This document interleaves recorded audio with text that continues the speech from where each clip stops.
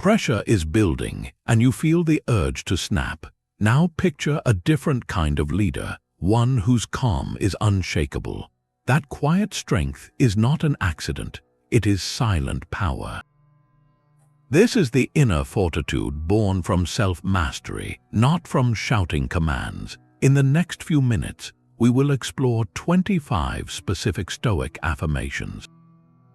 Each one is a mental tool designed to forge that very power within you, transforming how you lead your own life and influence everyone around you. This is not abstract philosophy, it is a practical toolkit for modern resilience. How will you respond when your next moment of pressure arrives? The first tool in this toolkit is a declaration of your true sovereignty. I control my judgments, not events.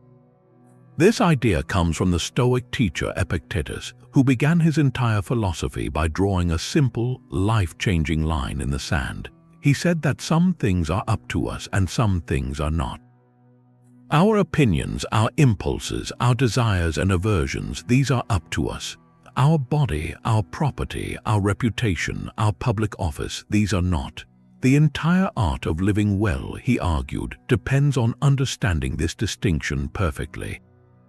Your silent power begins the moment you stop trying to command the world and start commanding your own mind. Because while you cannot stop a critical email from arriving or a plan from falling apart, you hold absolute authority over what that event means to you. Your judgment is the lens through which every experience is filtered, and that lens is yours to polish or to shatter.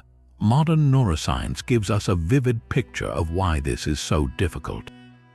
When we face a sudden stressor, a part of our brain called the amygdala can trigger a fight or flight response in a fraction of a second, flooding our system with chemicals before our rational mind even has a chance to engage. This is often called an amygdala hijack. In that moment, the event and our judgment of it feel fused into one painful reality. The project failed, therefore I am a failure. They criticized me, therefore they are my enemy. This affirmation, I control my judgments, not events, is the cognitive brake you apply to stop that hijack. It is the conscious insertion of a pause between what happens and how you decide to see it. Picture a concrete scenario. A major project at work you have been leading for months suddenly collapses due to a factor outside your control, a market shift or a key supplier going bankrupt. The event itself is neutral data. It is a set of circumstances, but the judgment our mind rushes to attach to it is rarely neutral. We might label it a catastrophic disaster, a personal humiliation, proof of our inadequacy. That judgment, and not the event itself, is what generates the storm of anxiety, shame, and despair. Now, imagine in that moment of rising panic, you reach for a mental pause button.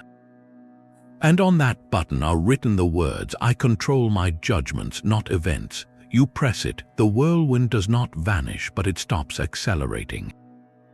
In that space of the pause, you reclaim your sovereignty. You can then choose a different judgment. You could see the project collapse as a harsh lesson in market volatility, as a test of your resilience, or simply as a fact to be dealt with, devoid of a dramatic story about your worth. This shift does not solve the external problem, but it transforms you from a victim of the storm into the calm captain within it. That is where silent power is born. That calm captaincy radiates outward, transforming the entire environment of a team. When a leader truly internalizes that they control their judgments and not events, they stop being a source of unpredictable emotional weather. Their team members are no longer walking on eggshells, bracing for the next outburst when a report has an error or a deadline slips. This creates something far more valuable than simple obedience. It creates psychological safety. People feel secure enough to admit mistakes, propose wild ideas, and voice concerns because they trust the leader's response will be measured and focused on solutions, not on assigning blame to the uncontrollable. Contrast two leaders facing the same crisis, a failed product launch. The first leader, whose sense of control is external, erupts. They blame the marketing department, the economy, the unreliable data, the unfair competition. Their judgment is that this event is a personal attack on their competence, and that story fuels their reaction. The team's energy is instantly diverted into defensiveness, finger-pointing, and covering their own tracks. Learning is stifled. Now the second leader who has practiced this first affirmation takes a breath. They see the same failed launch, but their judgment is different. They view it as a costly piece of feedback from the market. In the meeting, their focus is not on whose fault it was, but on what the team controls now. What can we learn from the data? How do we support our customers who are disappointed? What is our very next move? This leader demonstrates what psychologists call an internal locus of control. They believe their actions and choices significantly influence outcomes, rather than feeling like a passive pawn to fate or external forces. This mindset is the bedrock of resilience because it turns every setback into a problem that can be engaged with, not a verdict that must be endured. To begin building this muscle, try a simple, powerful exercise. At the end of each day, take just 2 minutes. Write down one event that triggered a strong reaction in you, positive or negative. Perhaps a colleague took credit for your idea, or a traffic jam made you late. Then, right beside it, consciously reframe your judgment of it using the affirmation. Instead of, "They stole my idea and now I look incompetent," you might write, "The event is that they presented my idea as their own. My initial judgment was that this diminishes my worth. A judgment I can choose is that this reveals their insecurity, and my control lies in calmly clarifying my contribution next time." This is not about positive thinking, it is about accurate thinking. You are training your mind to see the space between what happened and the story you tell about it, and in that space your silent power grows. This discipline of choosing your judgments prepares you for the inevitable storms. The second affirmation, "This too shall pass," is the anchor you drop when those storms hit. It is the comforting counterpart to a more challenging Stoic practice known as premeditatio malorum, the premeditation of evils. That practice involves mentally rehearsing potential losses and setbacks, not to dwell in fear, but to remove their shock and sting. By imagining the worst-case scenario calmly in advance, you realize you can endure it. The affirmation, "This too shall pass," is what you tell yourself when the imagined difficulty becomes real. It roots you in the fundamental Stoic truth of impermanence. Marcus Aurelius constantly reminded himself of this, writing in his private journal that even the grandest empire and the most celebrated fame are fleeting, washed away by time.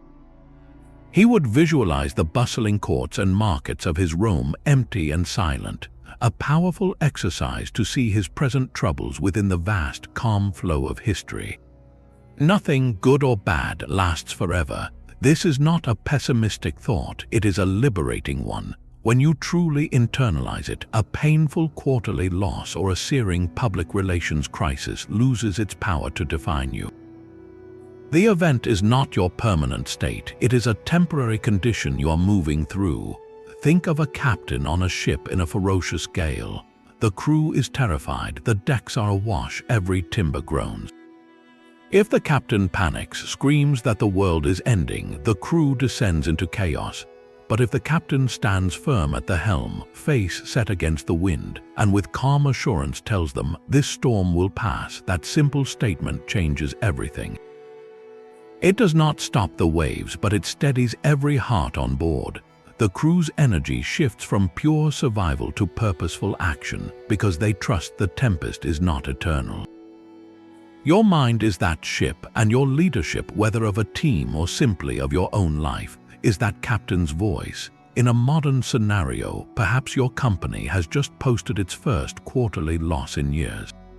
The initial news hits like a physical blow. Fear is immediate. Will there be layoffs? Will the company survive? Will my career here end? This is the moment the storm breaks over the deck. Repeating "this too shall pass" is not a magic spell to make the numbers positive. It is the cognitive anchor that keeps you from being swept away by the panic. It allows you to separate the event from the catastrophic story your mind wants to write about the future. You acknowledge the reality, the difficult numbers, but you also acknowledge the larger truth of cycles. Businesses have downturns and recoveries. Markets correct. This loss is a point on a line, not the end of the line. From that anchored place, you can lead. You can gather your team and with that same calm assurance address the situation honestly without propagating doom.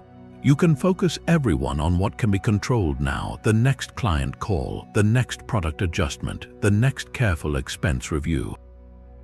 The phrase reduces the emotional charge of the setback, draining the drama out of it and leaving behind the raw material of a problem to be solved. It turns a crisis into a chapter, and a leader who knows the difference wields a profound and silent power. Strategic patience is the courage to endure present discomfort for a future you cannot yet see. This is where the affirmation "this too shall pass" transforms from a comforting thought into a leadership superpower. It actively combats the dangerous short-termism that plagues modern decision-making. When every metric is quarterly and every headline demands an immediate reaction, the pressure to make a panic-driven choice is immense. A leader without this long view might slash a crucial research and development budget at the first sign of a downturn, sacrificing the company's future to appease the present moment's fear. They are reacting to the storm, not steering through it. The Stoics called this virtue courage, but not the kind of courage that charges into battle without thought. It was the courage of fortitude, the strength to stand firm in the right position even when every instinct screams to flee. Picture a Roman general, Gaius Marius, during the Cimbrian War. Facing a terrifyingly large Germanic tribe, he chose a strong defensive position on a hill and refused to engage in the open field his enemy desired. His troops, eager for a fight and terrified of the waiting, must have felt immense pressure. Day after day, they endured taunts and the psychological strain of inaction. But Marius held. He understood that the passing storm of his army's anxiety and the enemy's provocation was irrelevant. His strategic patience allowed the enemy's supplies to dwindle and their frustration to peak, ultimately leading them to attack his fortified position on his terms, resulting in a decisive victory. His courage was not in the final clash, but in the quiet, agonizing days of holding the line. For you, the modern battlefield might be a product launch that is not gaining immediate traction. The market's silence feels like a verdict. The panic-driven decision is to pull the plug, to pivot wildly, to chase the next shiny trend. But the leader anchored by "this too shall pass" sees the silence differently. They understand that adoption cycles for genuine innovation are not measured in weeks, but often in seasons or years. They have the strategic patience to continue gathering feedback, making subtle refinements, and trusting the value of their work, even when the external validation has not yet arrived. This endurance is not passive waiting, it is active, disciplined persistence. It is continuing to make the right, often difficult, choices when there is no applause. To cultivate this perspective, create a physical anchor for the affirmation. Place a photograph of a mountain on your desk or as your phone's wallpaper. A mountain does not react to the storm that rages on its slopes today. It knows the storm will pass. It has endured countless seasons, and its perspective is measured in millennia, not minutes. When you feel the pull of short-term panic, glance at that image. Let it remind you that your current difficulty, however intense, is a weather pattern, not a permanent change in the landscape. This long view is the silent power that builds legacies, not just quarterly reports. An authentic confidence radiates from a leader who knows their own resources are already complete. The third affirmation, "I have everything I need within me," directly counters one of the most common and corrosive forces in modern leadership, imposter syndrome. That nagging voice whispers that you are a fraud, that your success is luck, and that you desperately need external validation, titles, or applause to prove your worth. The Stoic philosopher Seneca offered a powerful antidote. He wrote that a wise person carries all their goods with them. He meant that your true resources are not your job title, your bank balance, or the praise of others, but the internal qualities you cultivate. Everything you need refers to the four cardinal Stoic virtues: wisdom to navigate complexity, courage to act despite fear, justice to treat others fairly, and temperance to govern your own impulses. These are not gifts you are waiting to receive. They are muscles you already possess and can choose to strengthen in any moment. A leader who embodies this does not project the brittle arrogance of someone who believes they know it all. Instead, they project the calm, grounded assurance of someone who knows they can handle what comes because their toolkit is internal and unshakable. Consider the high-stakes scenario of preparing for a major presentation to the board or a key investor. The classic imposter syndrome script starts playing. Your mind races with doubts. Are my slides good enough? What if they ask a question I cannot answer? Will they see through me? Your focus is entirely external, scanning for threats and desperately seeking the perfect formula to win their approval. This mindset makes you nervous, reactive, and your delivery becomes a performance aimed at extracting validation. Now pause and apply the affirmation. I have everything I need within me. This redirects your focus inward. You stop asking, how do I get them to like me, and start asking, how do I clearly express the valuable insight I already possess? You realize you have the wisdom to understand your topic deeply, the courage to stand and speak with conviction, the justice to present the information honestly without exaggeration, and the temperance to manage your nerves and stay composed. The goal shifts from seeking approval to expressing capability. You walk into the room not as a beggar hoping for a scrap of validation, but as a contributor bringing something of genuine value to the table. That internal shift is palpable. Your posture changes, your voice steadies, your eyes engage. You are no longer performing for the audience, you are communicating with them. And ironically, this authentic confidence rooted in internal resource is what makes people truly want to listen and trust you. Your silent power comes from the profound understanding that you are not empty, waiting to be filled by the world's opinion. You are already whole, and your work is simply the outward expression of that wholeness. That inner wholeness gives you the space to choose rather than to simply react. The fourth affirmation, I choose my response with wisdom, not react with emotion, draws a critical line in the sand of your mind. A reaction is an automatic, often emotional, reflex. It is the sharp email fired off in anger, the cutting remark in a meeting, the defensive posture when challenged. A response, by stark contrast, is a conscious choice made after a moment of consideration. It is the deliberate, measured action aligned with your values and the long-term good. Stoic philosophy offers a precise map for this journey from reaction to response. They called it the discipline of assent. Here is how it works. First, you receive an impression. This is the initial sting of emotion, the flash of anger, the surge of fear, the pang of hurt. The Stoics were clear, you cannot control that initial impression. It is a physiological and psychological event that happens to you. Where your power lies, and this is everything, is in what happens next. You have a split second to either give your assent to that impression, to buy into its story and let it dictate your action, or to withhold your assent, to pause and question it. That space between impression and assent is the birthplace of your character and your silent power. Picture a leader, let us call her Anya, finishing a major company-wide presentation.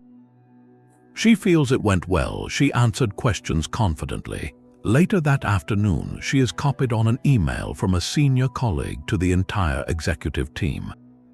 The email dissects her presentation point by point, highlighting perceived flaws in a cold, publicly critical tone. The impression hits instantly. Heat floods her face. Her heart pounds. The emotion is a raw mix of humiliation, betrayal, and rage.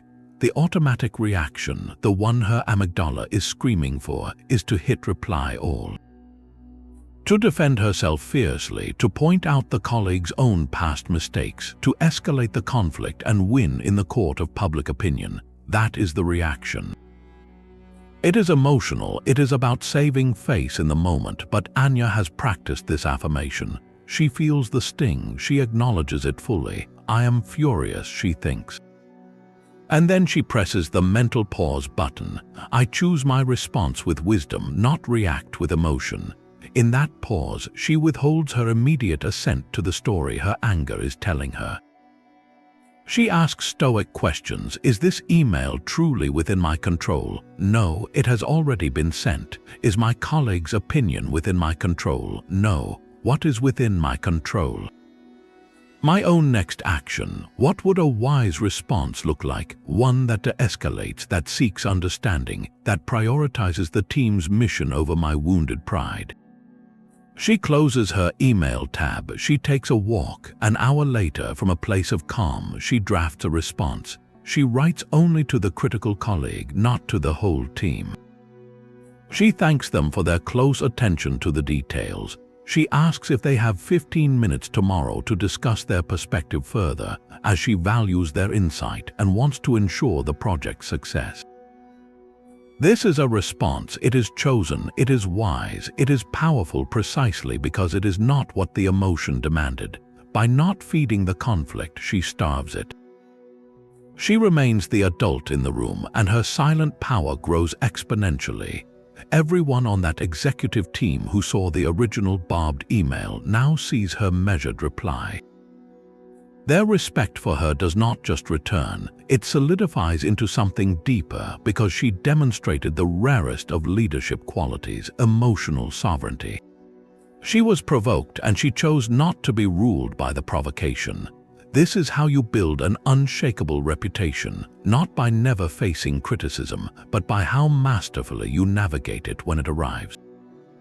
That emotional sovereignty turns every roadblock into raw material. Obstacles are the way. This fifth affirmation comes directly from the private journal of the Emperor Marcus Aurelius, who faced invasions, plagues, and betrayals. He wrote, "The impediment to action advances action. What stands in the way becomes the way." This is not optimistic spin, it is a fundamental reorientation of reality. The obstacle is not a detour from your path, it is the path itself. Your silent power is not demonstrated by a life free of barriers, but by how you engage with the barriers that are guaranteed to appear. This mindset is captured in the profound Stoic principle of amor fati, a Latin phrase meaning love of fate. It is the active, deliberate embrace of everything that happens, not with passive resignation, but with the understanding that each event, especially the difficult one, is the necessary fuel for your development. The obstacle is the training ground where your virtues are forged. Think of a master blacksmith. They do not look at a piece of raw, hard iron and complain that it is not already a sword. They see the potential within the resistant material. The fire, the hammer blows, the quenching in cold water. These are not punishments inflicted upon the metal. They are the very process that transforms it into something strong, sharp, and useful. The obstacle is the way. Now apply this to a leadership crisis you might face. Imagine your most talented team member, your star performer, suddenly resigns. The immediate reaction is panic. This is a disaster. All their knowledge is walking out the door. Projects will stall, morale will plummet. This story frames the event as a catastrophic blockage, but the leader who sees obstacles as the way pauses and reframes. This is not a blockage, this is the material, this is the way forward. The resignation becomes the necessary condition for developing the rest of the team. It forces you to decentralize knowledge that was held by one person. It creates space for someone else to step up and discover capabilities they never knew they had. Your focus shifts from lamenting the loss to actively coaching, mentoring, and redistributing responsibility. The obstacle did not destroy your team. It revealed a single point of failure and gave you the urgent reason to build a stronger, more resilient system. That is amor fati in action, loving the fate that handed you this difficult but essential lesson.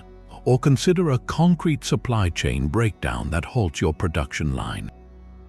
The reactive mind sees a wall. It triggers blame, frustration, and a scramble for any quick fix. The Stoic Reframe asks, how does this obstacle become the way? Perhaps it forces your engineers to completely redesign a component to use locally available materials, sparking an innovation that makes your product better and cheaper in the long run. Perhaps it pushes your logistics team to build relationships with multiple smaller suppliers, creating a more robust and flexible network that future-proofs your business. The obstacle did not block your progress. It exposed a vulnerability and provided the intense pressure needed to innovate past it. The silent power here is the calm perception that the problem contains its own solution. Your biggest current challenge, the one that feels like a mountain in your path, is not there to stop you. It is there to shape you. It is the curriculum for this chapter of your growth. So take a moment and identify that challenge. Is it a difficult person, a financial squeeze, a failed project? Now, silently apply the affirmation. Do not ask, why is this happening to me? Ask, how does this become the way? What strength does it demand that I develop? What new path does it force me to see? The obstacle is not your enemy. It is your most demanding and honest teacher. That demanding teacher, the obstacle, often delivers its hardest lesson not about the world, but about our own self-evaluation. The sixth affirmation, my worth is not determined by external success or failure, directly confronts a modern epidemic. We live in a world that constantly audits us with external scorecards, quarterly key performance indicators, stock tickers, social media likes, and year-end bonuses. It is dangerously easy to internalize these metrics, to believe that a rising graph means you are a good person and a falling one means you are somehow deficient. The Stoics offered a radical and liberating alternative. Your worth, they argued, is intrinsic and is measured by only one thing: your commitment to living virtuously. The philosopher Epictetus, born a slave, understood this at the deepest level. He possessed no property, no social status, no external markers of success by the standards of his time. Yet he taught that a person's value is found entirely within their own reasoned choice. He said, "He is a wise man who does not grieve for the things which he has not, but rejoices for those which he has." The things he has are not material possessions, but his own character, his integrity, his capacity for courage and justice. This is the ultimate foundation for silent power. When your sense of worth is decoupled from outcomes you cannot fully control, you are liberated from the paralysis of the fear of failure. A leader who has internalized this does not make decisions based on what will make them look good or avoid blame. They make decisions based on what is right, on what is wise, on what serves the long-term health of their team and their mission. Their authority comes from moral clarity, not from the fluctuating approval of the market or the board. Consider the example of a product launch conducted with absolute integrity that ultimately fails in the marketplace. Perhaps it was an educational technology platform built with rigorous privacy protections for children, refusing to monetize user data. A competing product with fewer ethical safeguards uses aggressive data harvesting to offer a flashier, free version and captures the entire market. From the external scorecard perspective, your launch is a failure. The key performance indicators are all red. The media might call it a flop. The classic tied-to-worth reaction is a spiral of shame. I wasted all that time and money. My judgment was wrong. I have failed my team and my investors. I am a failure. This story is corrosive and it leads to terrible future decisions, like cutting ethical corners on the next project to chase a quick win. Now witness the leader who holds the affirmation, "My worth is not determined by external success or failure." They look at the same red numbers, but their internal narrative is different. They can honestly assess, we built a product aligned with our deepest values of protecting children. We made every decision with integrity. The market for now has chosen a different path. This outcome does not erase the quality of our choices. My worth as a leader is intact because I led with principle. This perspective is not a denial of reality, it is a more accurate and empowering assessment of it. It allows for clear-eyed analysis without self-flagellation. From this place of unshaken worth, the leader can guide their team through the failure with dignity. They can say, "We are proud of the product we built. The market response is data we will learn from, but it is not a verdict on our character or our purpose. Our worth is not on the line here, only our strategy might be. Now, let us analyze what we can control for the next phase." This stance prevents a toxic blame culture and keeps the team's energy focused on creative problem solving rather than defending their shattered egos. It enables bolder, more ethical decisions in the future because the leader is not operating from a place of scarcity and fear. They know that even if the next bold ethical gamble does not pay off in conventional terms, they will still be able to look in the mirror and see someone who acted with honor. That self-respect is a quiet, unassailable form of power that no competitor can ever take from you. It is the power to stay in the game for the right reasons, far beyond the momentary applause or criticism. Silence can be a strategic tool, not an empty space. The seventh affirmation, "I speak with purpose or not at all," applies the Stoic discipline of assent directly to your words. This is about reclaiming your communication from the realm of reaction and placing it firmly in the domain of choice. The Roman statesman Seneca wrote extensively on this, advising his friend Lucilius to cultivate a sparse and meaningful speech. He warned that a flood of words often signals a poverty of thought, and that the person who is quick to speak is often slow to think. In a world saturated with constant noise, from endless video calls to the chatter of social media, your silent power grows in direct proportion to your ability to be quiet. Every unnecessary word you utter is a tiny leak of your focus and your authority. Consider the modern workplace symphony of wasted sound.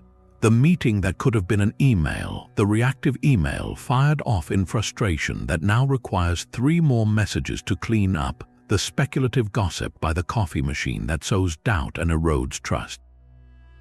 This noise is not just inefficient, it is corrosive. It creates a culture where speaking is confused with contributing and volume is mistaken for leadership. The leader who practices speaking with purpose dismantles that noise. They understand that their words are a finite resource and they spend them wisely. Before giving voice to a thought, they run it through a simple, powerful filter rooted in Stoic virtue. Is it true? This is the commitment to honesty and accuracy, not exaggeration or manipulation. Is it necessary? This questions the utility of the comment. Will it move the mission forward, or is it merely an expression of your own ego or anxiety? Is it kind? This embodies the virtue of justice, considering the impact of your words on others. It does not mean avoiding difficult truths, but delivering them with respect and a constructive intent. When you impose this 3-question filter, you will find a remarkable amount of what you were about to say simply evaporates. The urge to correct a minor error in a public forum, the temptation to share an unverified rumor, the defensive justification when a simple acknowledgement would suffice, all these impulses fail the test. What remains are words that carry weight. A leader who speaks less creates a gravitational pull around their speech. When they do contribute in a meeting, people instinctively lean in and listen because they have learned that this person does not waste their time with filler. Their silence in other moments is not perceived as disengagement but as deep consideration. This practice also fosters a culture of thoughtful dialogue on your team. When you model restraint, you give others the psychological safety to think before they speak. Meetings become shorter and more focused. Written communication becomes clearer. Disagreements become debates about ideas, not battles of personalities. Imagine you are in a tense strategy session. A colleague passionately advocates for a plan you believe is fundamentally flawed. The reactive impulse is to immediately dismantle their argument, to list every potential pitfall to win the point, but you pause, you apply the filter. Is what I want to say true? Yes, I see genuine risks. Is it necessary? Yes, the decision is critical. Is it kind? My current formulation, fueled by a desire to be right, is not. It is an attack, so you choose your words with purpose. You might say, I appreciate your conviction on this path. Help me understand how we would navigate this specific challenge I am seeing. This reframes the conflict as a shared problem to solve, not a duel. You have spoken with purpose, and in doing so, you have not only preserved the relationship but elevated the quality of the conversation for everyone in the room. Your silent power is the space between your thoughts and your tongue, and in that space true leadership is crafted. The most dangerous person in any room is the one who believes they have nothing left to learn.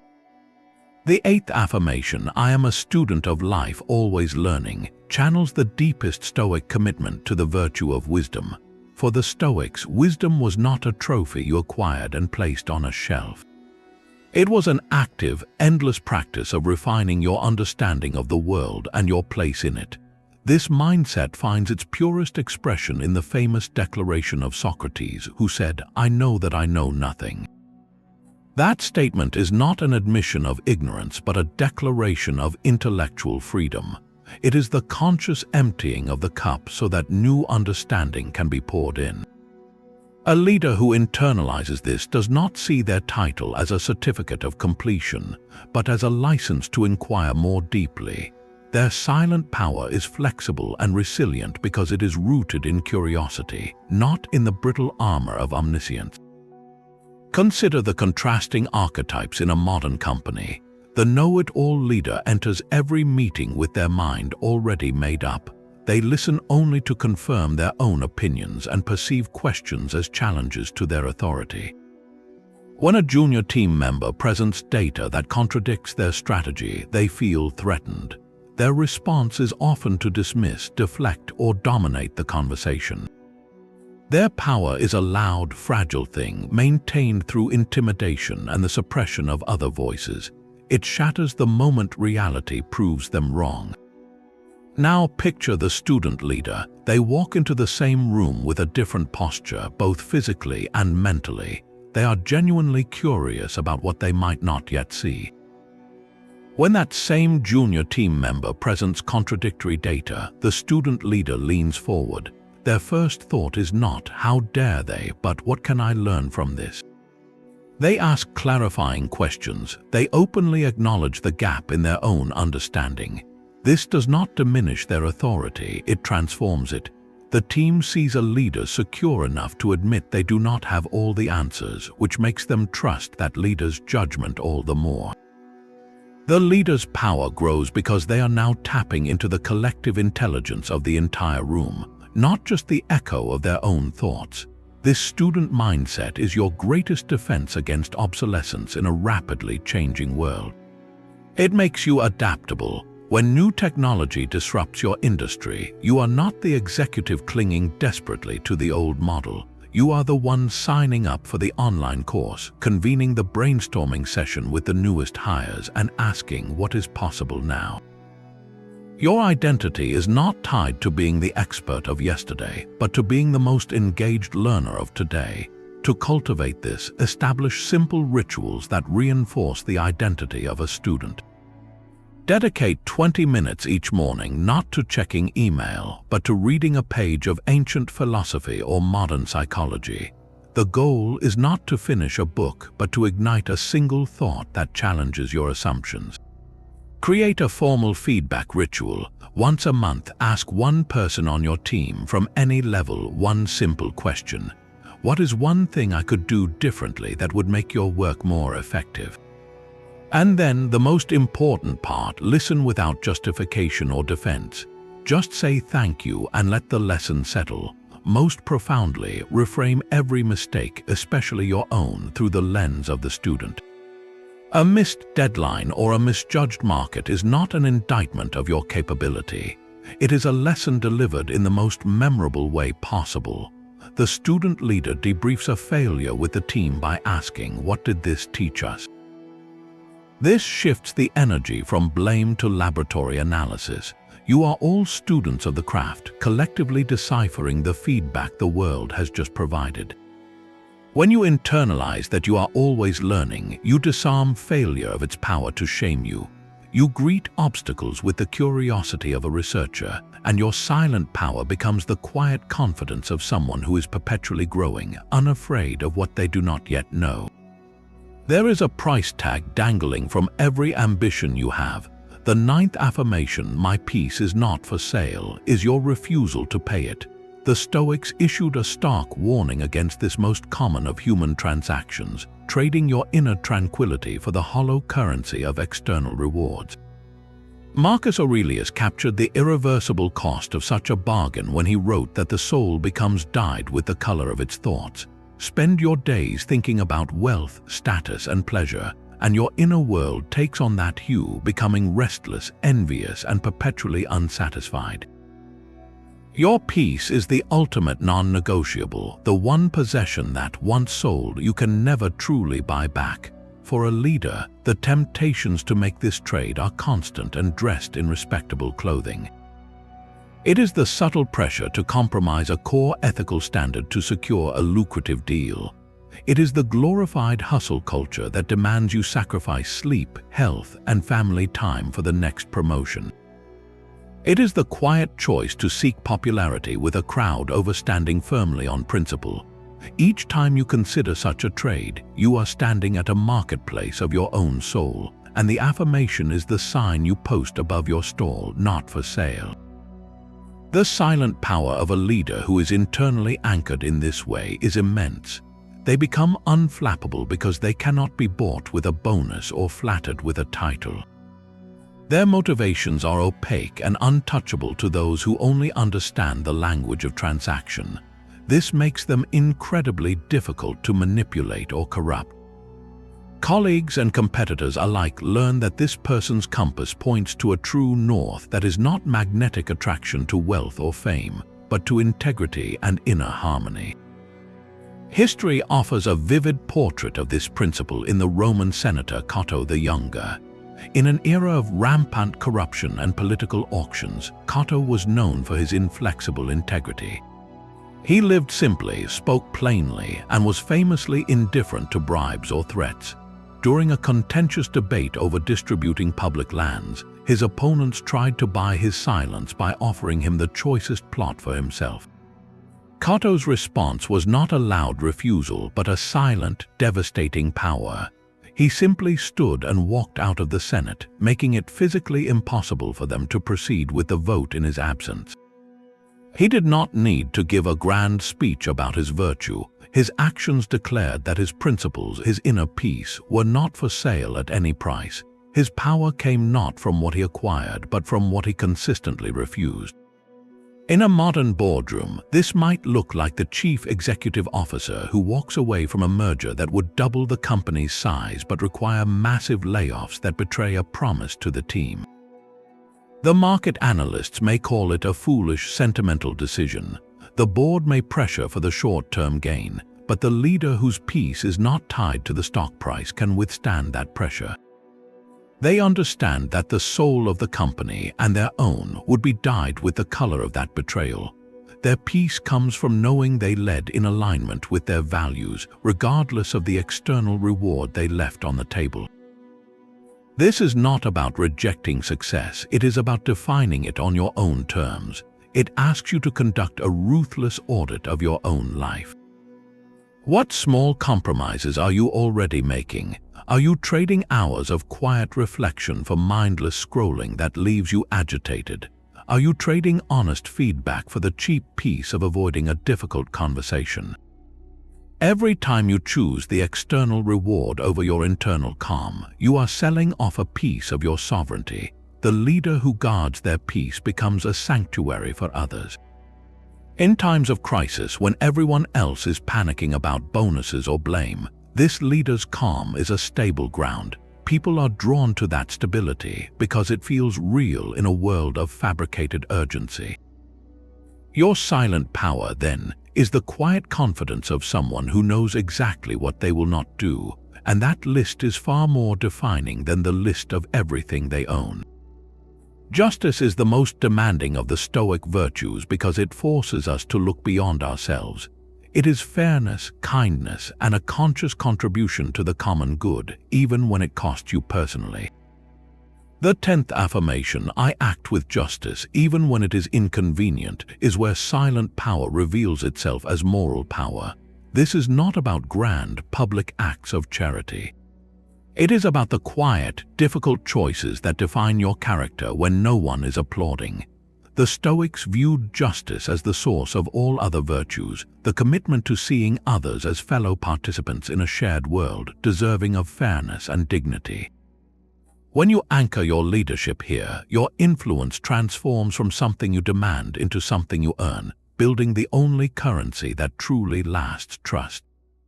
Consider one of the most agonizing decisions a leader faces: the need to let go of a well-liked but consistently underperforming employee. Let us call him David. David is friendly, has been with the team for years, and everyone enjoys his presence. But his work is late, his projects require constant rescue from others, and his key performance indicators have been in the red for 3 quarters. The convenient path is paved with rationalizations. Maybe he is just going through a rough patch. Perhaps with a little more time he will turn it around. Firing him would hurt morale, make you look like the bad guy, and create more work for everyone as you search for a replacement. It is deeply inconvenient. Justice, however, looks at the situation with a different lens. It asks what is fair to David, to the team, and to the mission. Is it fair to David to allow him to remain in a role where he is set up to fail, where his struggles are masked but his growth is stunted? Is it fair to the rest of the team, who quietly carry the extra burden of his unfinished work, their own morale eroding from the perceived inequity? Is it fair to the mission you are all serving to tolerate a drag on its success? Justice does not demand a cold heart but a clear one. Acting with justice in this scenario means having the courage to do the hard, right thing. It begins with a series of honest, documented conversations, giving David every chance to improve with clear support. If improvement does not come, the just action is to let him go with dignity and respect, offering a generous severance and outplacement support. This is inconvenient. It is emotionally draining. It will consume your time and create short-term disruption, but the silent power it generates is profound. The team, though sad to see a friend go, witnesses a leader who holds everyone to the same standard. They see that performance matters, but that people are treated with humanity. Their trust in your fairness solidifies. They understand that the work environment is not based on popularity, but on mutual contribution and respect. This trust becomes the bedrock of a high-performance culture because people know that excellence is recognized and supported, and that chronic issues are addressed, not ignored. The convenient path of avoidance slowly poisons the culture. The just path, though painful, heals and strengthens it. Now, shift to a corporate-level scenario, admitting a significant company mistake that will cost a substantial amount of money to fix. Perhaps a software update inadvertently compromised user data, or a manufacturing defect slipped through quality control. The convenient path is to minimize, to issue a vague statement, to fix it quietly and hope no one notices. The legal and public relations teams might even advise this course.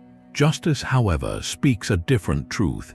Justice asks, what do the people affected by our error deserve?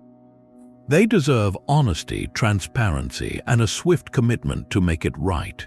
Acting with justice means calling a press conference, not hiding behind a lawyer. It means saying, we made a mistake, here is exactly what happened, here is what it affects, and here is exactly what we are doing to fix it for every single person, regardless of the cost. This is wildly inconvenient. It will hit the stock price, it will dominate headlines, it will be a brutal quarter, but this is where moral power builds empires of loyalty. When a company chooses the just path over the convenient one, It sends an unmistakable signal to its customers, its employees, and the world. It says our integrity is not negotiable. We value you more than our temporary comfort. The public may be angry at the mistake, but they will respect the courage of the response. That respect translates into forgiveness and, in time, deeper trust. Employees walk taller, proud to work for an organization that does the right thing when it is hardest. The silent power here is a reputation for incorruptible honesty, an asset no marketing budget can ever buy. Every time you choose justice over convenience, you are making a deposit into an invisible bank account of trust. The balance in that account is what allows you to lead through a real crisis, to ask for extraordinary effort from your team, to navigate a scandal because people believe in your character. They have seen you do the right thing when it hurt, and they know you can be relied upon. Your influence ceases to be about your title and becomes about your moral authority, the most silent and potent form of power there is.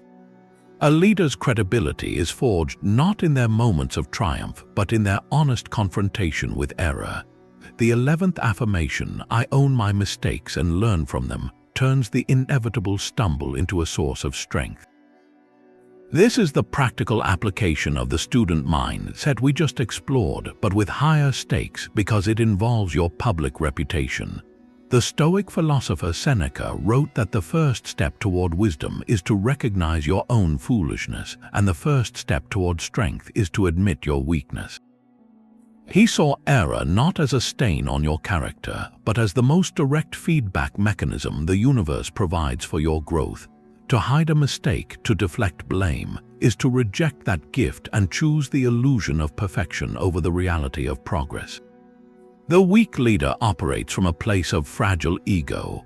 When a project goes off course, their first instinct is to scan the environment for a scapegoat, a faulty report from a junior analyst, an unclear directive from upstairs, a sudden shift in the market.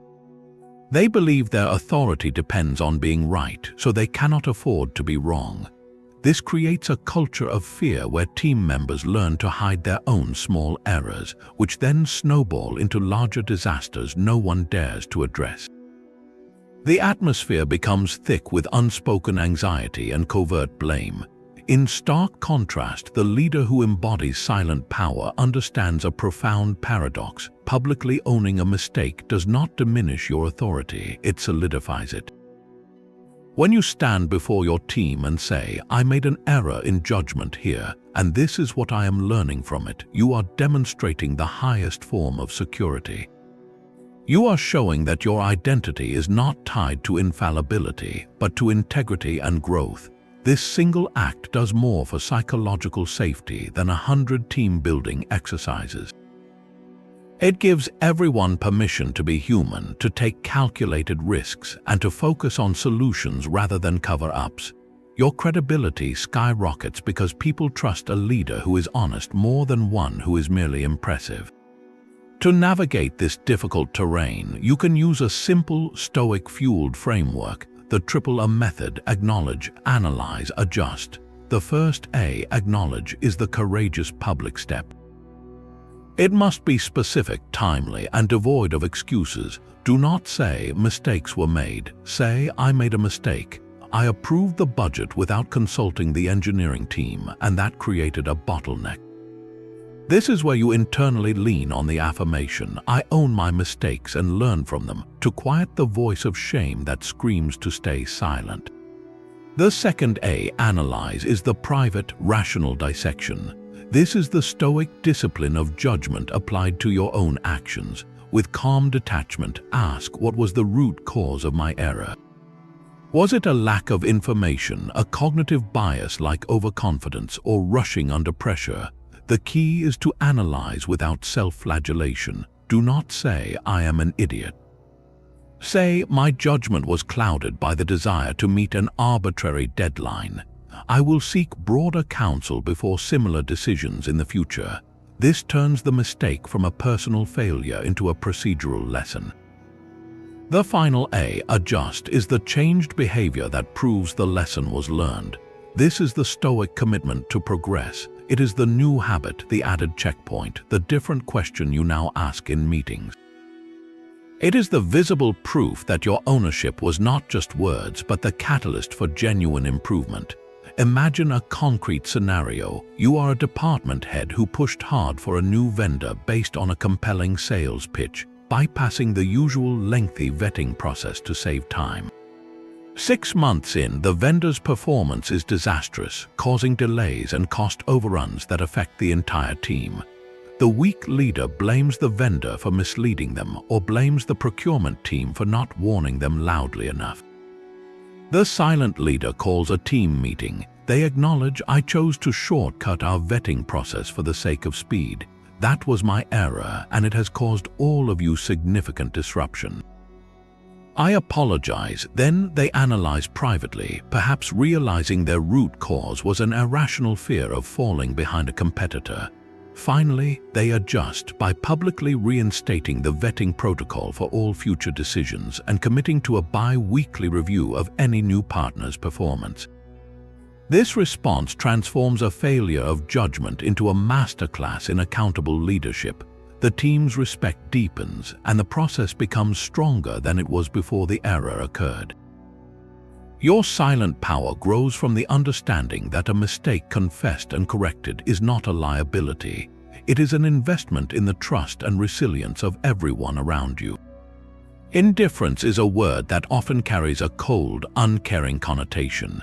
In Stoicism, it means something far more liberating. The 12th affirmation, "I am indifferent to what is outside my control," draws from the core Stoic concept of adiaphora, which refers to things that are neither good nor bad in themselves.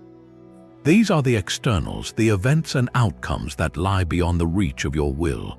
Indifference here does not mean you do not care about results or that you become passive. It means you refuse to stake your happiness, your self-worth, or your emotional stability upon them. You care deeply about your performance, but you are indifferent to the final score. You care intensely about acting with integrity, but you are indifferent to whether others applaud or criticize you for it. This is the mental shift that unlocks colossal reserves of focus and calm. Picture a skilled sailor on the open ocean. The sailor is utterly indifferent to the direction of the wind. They do not rage against a headwind or celebrate a tailwind as a personal reward. The wind is a pure fact, a condition to be worked with. Their entire focus, their skill, and their passion are poured into the one thing they control, adjusting the sails.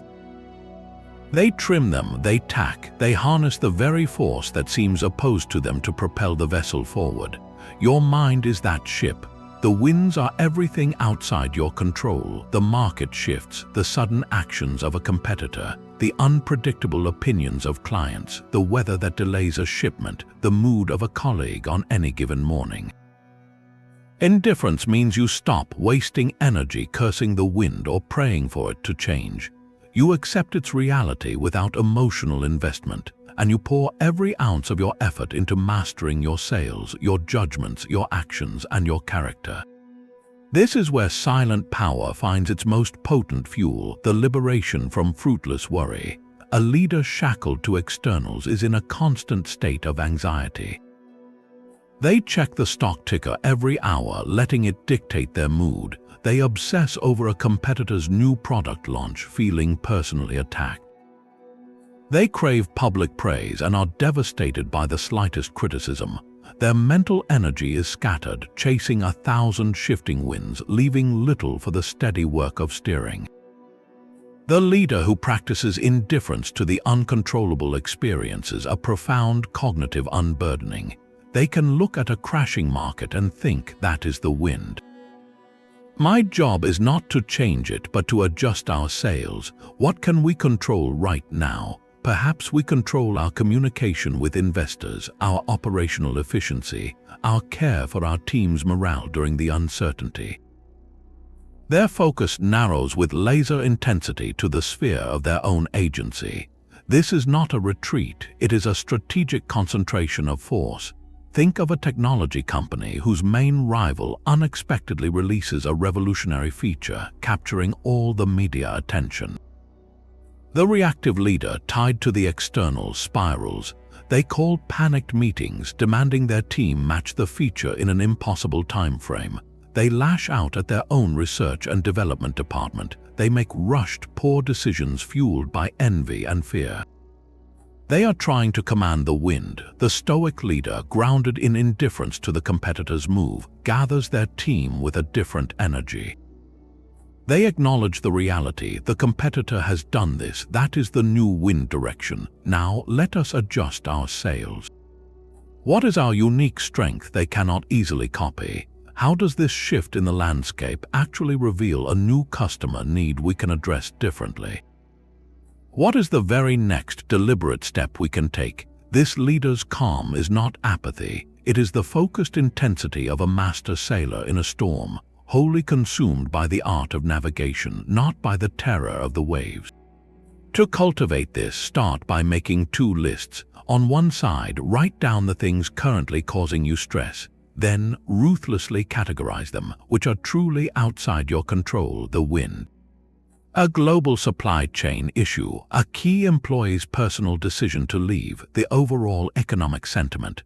Place those in the indifference column. Your job is to acknowledge them, then let them go emotionally. On the other side, list what is inside your control, your sales, your daily preparation, the clarity of your communication, the fairness of your decisions, the quality of your next product iteration, your response to a crisis. Pour your mental and emotional energy exclusively into this second list. This practice does not make the external challenges disappear, but it changes your relationship to them. You stop being a weather vane, spinning with every change, and become the captain, defined not by the storm, but by your skill within it. That is the silent power of strategic indifference, the freedom to act with purpose, unshaken by the chaos you cannot command. Contentment is the quiet engine of silent power. The 13th affirmation, gratitude is my default setting, anchors you in the fertile soil of what you already have, rather than the barren anxiety of what you lack. This was a cornerstone of the Stoic daily routine, a deliberate practice of morning and evening reflection. Marcus Aurelius began his private journal, the very text we now call meditations, with a detailed list of people and qualities he was grateful for, from his grandfather's stable character to the lessons learned from difficult teachers. He was not engaging in positive thinking, he was performing a cognitive recalibration. By consciously focusing on the gifts already present, he fortified his mind against the envy, resentment, and entitlement that drain a leader's power. Gratitude shifts your baseline from scarcity to sufficiency.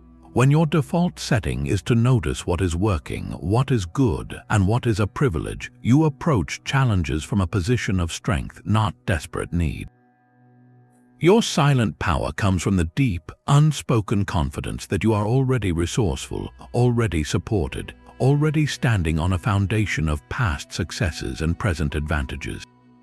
Science now illuminates why this ancient practice is so potent. Regular gratitude journaling has been shown to measurably reduce levels of the stress hormone cortisol, improve sleep quality, and activate regions of the brain associated with empathy and rational decision-making. For a leader, this is not just personal wellness, it is a strategic advantage. A mind steeped in gratitude is less reactive to threats and more creative in solving problems. It sees obstacles as the way because it first recognizes the platform from which to engage them. But the true power of this affirmation extends beyond your own neurology. When gratitude becomes your internal default, it naturally, authentically flows outward to your team. A leader's genuine, specific appreciation is a form of recognition that money cannot buy. A year-end bonus is a transaction. It says your effort met a metric. A heartfelt, unexpected note that says, I saw how you stayed late to help Sarah finish that presentation, and it made all the difference for the client. That is a connection. It speaks to character, not just output. This kind of gratitude builds loyalty that survives market downturns and poaching attempts.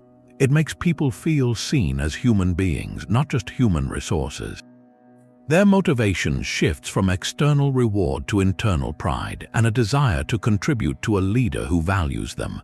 To cultivate this default setting, adopt the Stoic Gratitude Journal, but with a twist that turns even hardship into fuel.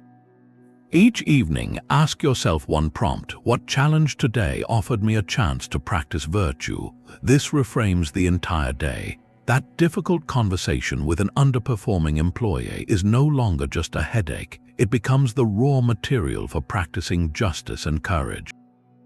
The delayed flight that ruined your schedule is not an annoyance, it is an invitation to practice patience and temperance. The competitor's aggressive move is not a personal attack, it is the necessary friction to sharpen your strategic wisdom. When you search for the hidden gift within the difficulty, you train your mind to find value in every experience. You are not ignoring the pain or the problem, you are mining it for its utility. This practice ensures your gratitude is not naive or fragile, but robust and earned. It is the gratitude of a blacksmith who is thankful for the resistant iron, because without it there can be no strong blade. Your silent power grows from this unshakable sense of enoughness, a calm center that appreciates the present moment while strategically building the future, free from the desperate hunger that clouds judgment and weakens resolve. That sense of enoughness opens your eyes to a profound truth about everyone around you. The 14th affirmation, "I see the humanity in everyone I meet," introduces the Stoic principle of sympatheia. This is the understanding that all rational beings are woven into a single, interconnected web. We are not isolated islands shouting across a void, but parts of a greater whole, sharing the same fundamental nature and the same capacity for reason, however obscured it may sometimes seem. Marcus Aurelius offered the most practical morning meditation for this very idea. He would tell himself, "The people I deal with today will be meddling, ungrateful, arrogant, dishonest, jealous, and surly." He did not say this with bitterness, but with clear-eyed acceptance. He continued, "I have seen the beauty of good and the ugliness of evil, and have recognized that the wrongdoer has a nature related to my own." This is the crucial pivot. He does not excuse the bad behavior, but he understands its source, ignorance. He sees the wrongdoer as a fellow traveler who has lost their way, not as an alien enemy. This is not sentimentality, it is strategic empathy, and it is a cornerstone of silent power. When you see the humanity in someone, you stop reacting to the caricature of their worst behavior and start engaging with the complex person behind it. This transforms every difficult interaction from a battle into a negotiation, from a personal affront into a shared problem of misaligned understanding. Consider the most draining person in your professional life, perhaps a perpetually negative employee who shoots down every new idea. The easy, reactive judgment is to label them a toxic obstructionist, a problem to be managed or removed. Your interactions become tense, transactional, and focused on containing their damage. Now apply the affirmation, "I see the humanity in everyone I meet." You pause and look deeper. What fear or past experience drives their constant skepticism? Perhaps they have been burned by failed initiatives before and believe their negativity is a form of protecting the company. Perhaps they feel unheard and criticism is their only way to assert relevance. Seeing their humanity does not mean you accept their behavior. It means you understand its origin. This changes your approach entirely. Instead of confronting their negativity head-on, you might sit with them privately and say, "I have noticed you consistently identify risks others miss. That is a valuable perspective. Help me understand the core concern you have about this new direction, so we can build a plan that addresses it." You are now speaking to their protective instinct, not fighting their obstructive one. You have acknowledged their humanity, their underlying need for security or respect. This does not guarantee they will change, but it guarantees you will not be dragged into their emotional chaos. You remain the calm, discerning leader, able to see the person separate from the problem. This same principle applies to a fierce competitor. It is easy to demonize them, to see them as a villain in your story. But seeing their humanity means recognizing they are also a group of people with families, fears, and a desire to succeed, just like you and your team. This mental shift is liberating. It allows you to analyze their moves with cold, strategic clarity, free from the cloud of personal animosity. You can admire a clever tactic without feeling threatened because you understand it simply as another rational actor pursuing their goals. Your silent power is the ability to compete fiercely without hatred, to oppose a strategy without dehumanizing the strategist. This is how you maintain your own integrity and focus, never wasting energy on personal vendettas that distract from the real mission. Ultimately, this affirmation cultivates a compassion that is anything but weak. It is a disciplined, clear-eyed compassion that sees people as they are, flawed and struggling, and chooses to engage with the potential for reason within them. It prevents you from taking things personally because you understand that another person's bad behavior is almost always about their inner world, not a verdict on yours. Your power grows in the space between their action and your understanding of it. You become a leader who can handle the most difficult personalities without being derailed by them, because you see the human being behind the difficult behavior, and that is a perspective no one can ever take from you. The most corrosive fracture a leader can suffer is not between themselves and their team, but between their own beliefs and their behavior. Affirmation 15, my actions align with my highest principles, is the call for wholeness. This is the Stoic ideal of living in accordance with nature, which for a rational human being means living in accordance with virtue. It is the alignment of your private thoughts, your public words, and your daily actions into a single, coherent force. A leader whose public persona champions transparency while privately hiding crucial information from the board is living a fracture. The executive who preaches work-life balance but emails the team at midnight is living a fracture. This internal dissonance does not go unnoticed, not by others and certainly not by your own nervous system. It generates a low hum of anxiety, a persistent inauthenticity that erodes your silent power from the inside out because you are constantly managing a gap between who you say you are and what you actually do. Integrity, in the Stoic sense, is the engineering that closes that gap. It is the unshakable confidence that comes from self-consistency, from knowing that your compass is true and your footsteps follow its direction. To build this, you must first define your true north. This is not a vague mission statement, but a short list of non-negotiable principles. Draw inspiration from the 4 cardinal Stoic virtues, but make them your own. Perhaps your list is courage to make the hard call, justice to ensure fairness in every process, wisdom to seek understanding before judgment, and temperance to communicate with calm purpose. Limit it to 3 to 5, write them down. These are your highest principles, your architectural plans for a resilient character. Now, this affirmation becomes your daily integrity audit. At the end of each day, do not just review your tasks, review your choices through this specific lens. Ask one focused question: did my toughest decision today align with my principles? This is where the rubber meets the road. Perhaps your toughest decision was to delay a lucrative product launch because testing revealed an ethical concern with the data collection. You review your principle of justice, fairness to the user. Your action, the delay, directly aligns. That congruence generates a quiet, powerful satisfaction, a deposit into your inner reserve of self-trust. Conversely, maybe your toughest decision was to publicly agree with a senior leader's plan you privately believed was flawed because you feared conflict.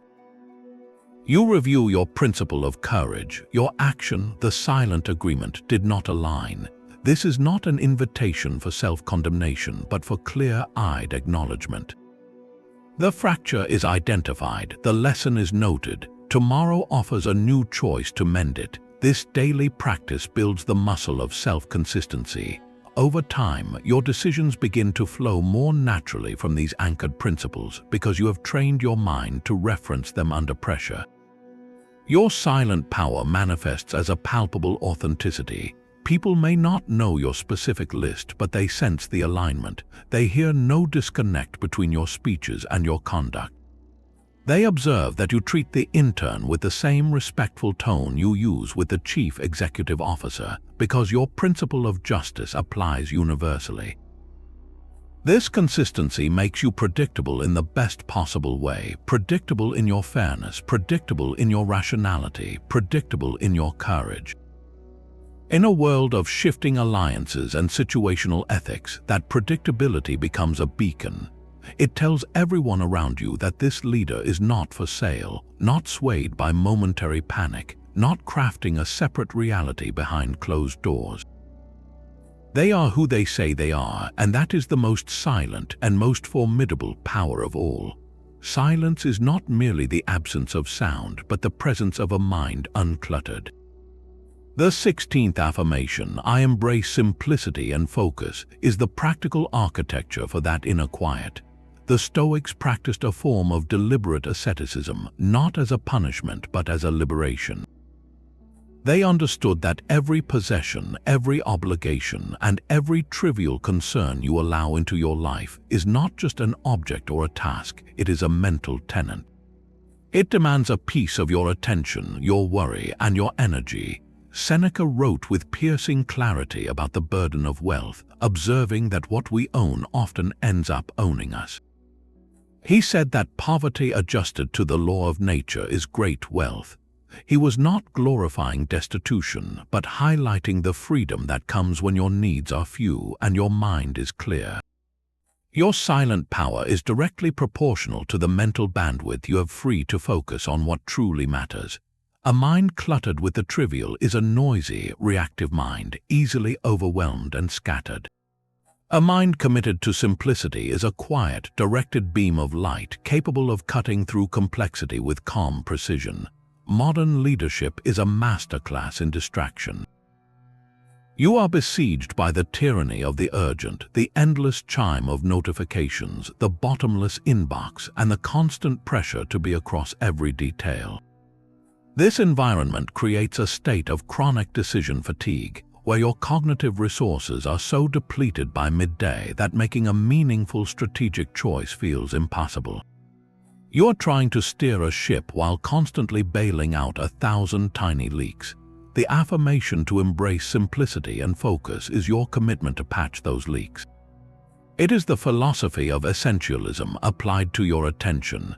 It asks one ruthless question: what is the one thing that, if done with excellence, would make everything else easier or irrelevant? Your power grows when you stop trying to do 100 things poorly and start doing the vital few with profound focus. Consider the daily reality of a typical manager.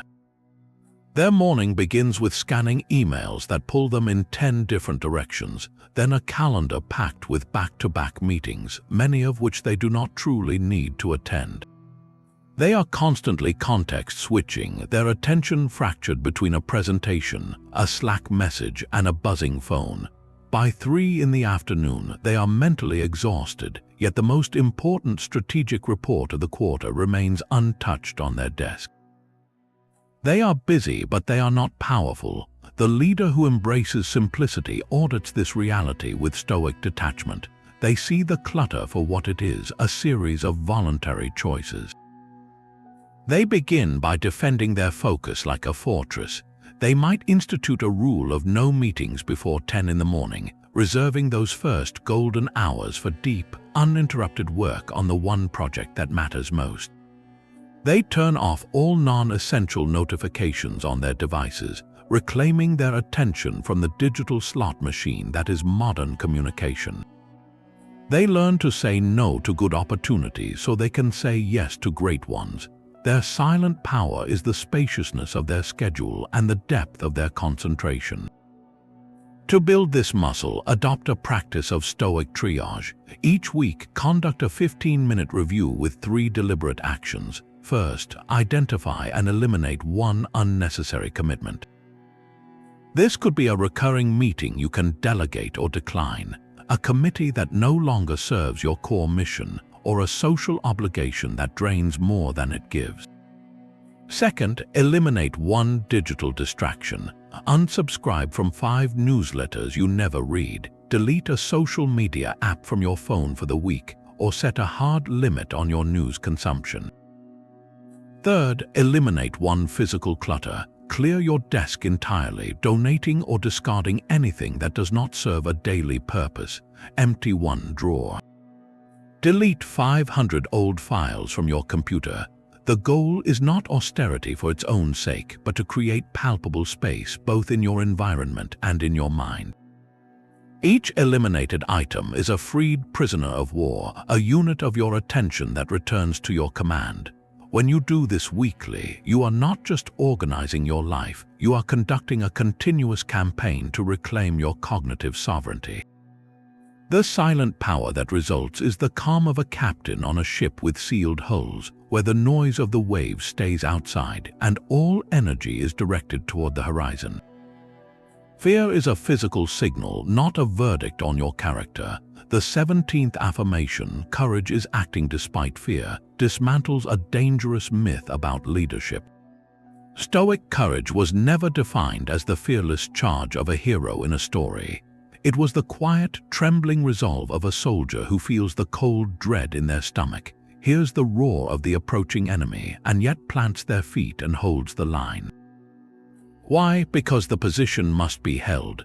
It is the right thing to do for their comrades, for their home, for their purpose. The virtue is in the action aligned with principle, not in the absence of the biological alarm. For a leader, this means recognizing that the knot in your stomach before a difficult board presentation, the dry mouth before delivering critical feedback, or the heavy heart before announcing a necessary restructuring, these are not signs you are unfit to lead. They are signs you are about to do something that matters. The affirmation reframes that surge of adrenaline from a stop sign screaming danger into a flashing beacon that reads, "This is important, proceed with clarity." Your silent power is demonstrated not when you feel no fear, but when you feel it fully and choose to move forward anyway, your principles steering you through the physiological storm. Consider a moment from history that embodies this, not with a sword but with quiet defiance. In 1955, Rosa Parks boarded a bus in Montgomery, Alabama.